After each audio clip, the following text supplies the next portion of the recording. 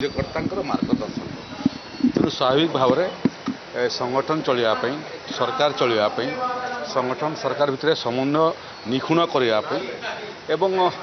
कार्यकर्ता मान संगे निर्वाचित प्रतिनिधि मान संपर्क को आहरी मजबूत करने गुड़े मंत्र देते पुणी विधायक सांसद मान संगे 4टा बेलू बैठक हम 6टा बेले ओडिशार मंत्रिमंडल सदस्य मान संगे मीटिंग हम तो स्वाभाविक भाव में उद्देश्य तो सहीटा संगठन को शक्तिशाली करूँ सरकार को किमिति आहरी लोकाभिमुखी करी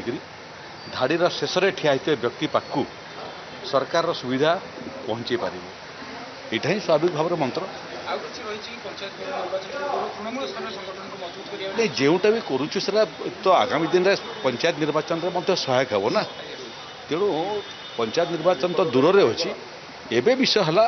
जे 2 वर्ष सरकार पूर्ति होगापी जाऊँगी आम केते काम करूँ केते काम बाकी रहा लोकंर प्रतिश्रुति पालन करिवार एवं जोटा पालन होती है केते दूर लोकों पाखे पहुँची आगामी दिन में किमिति सरकार को आहरी लोकाभिमुखी करी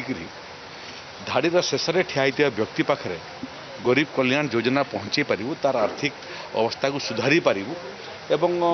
विकसित ओडिशार जो कल्पना आम कर 2036 बेलू ताकू सफलतार सहित साकार करें यहाँ स्वाभाविक भाव में आलोचना होती टैक्सटा दल सब टैक्स दे थाए 365 दिन वर्ष को 12 मास